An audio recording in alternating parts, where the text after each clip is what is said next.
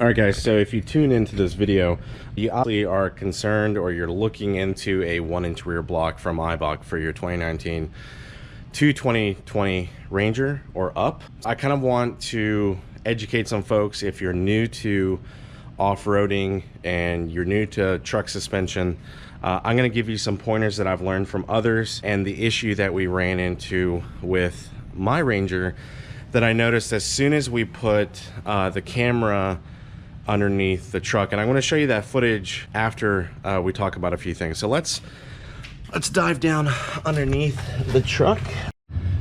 So when it comes to blocks will always cause a leaf spring to flatten out prematurely. So as you can see, I'm going to toss a picture right here of what a leaf spring should look like underneath. Obviously, if you can kind of already tell from my truck, there's really not much of an arc in the back when it comes to my leaf springs. Or there's actually just one leaf and an overload. And then of course you see the Eibach block underneath that leaf pack, and here's kind of a side profile. So anyways, if you find yourself, if you're gonna be constantly articulating the rear axle in off-road situations, you're essentially raising the center point of the arc on that axle. So you see that right there. So you're essentially raising the center point of the arc as you articulate, and that center point is always going to have a max out, which is 1 inch higher than if you didn't have the 1-inch block. So that extra articulation causes a negative arc. So think of kind of like, you know, bending a piece of metal. If it's naturally bent one way, bending it pretty much the complete opposite way. So that's pretty much what you're doing. It's the fastest way to flatten out your leaf pack. And the Ranger obviously only has one main leaf, so it's incredibly easy to flatten as it is. And pretty much everyone, this is going to happen to everybody that uses a block and takes their truck off-road. You can kind of see here, look at that side profile of my leaf. It is completely flattened.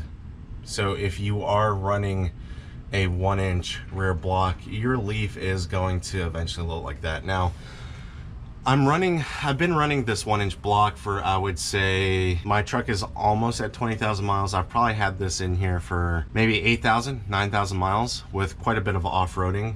And the thing that I noticed with the leaf, well, the first thing I noticed was that whenever I would put a full tank of gas in the truck, it would start to sag on one side.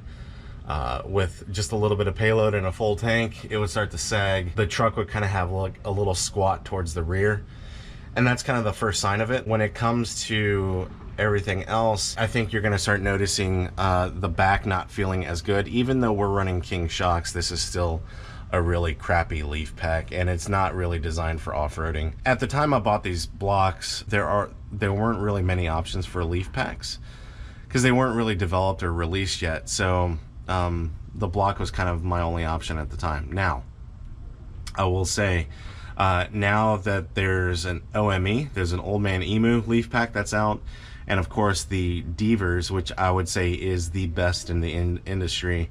The Devers leaf pack is going to be out within a few weeks of this video being published. The Devers leaf pack is basically what I will be running. However, I did go to my dealership. Actually, before that, so I'm going to show you guys what a severely flattened leaf pack on the Ranger looks like in an off-road situation. So watch this video.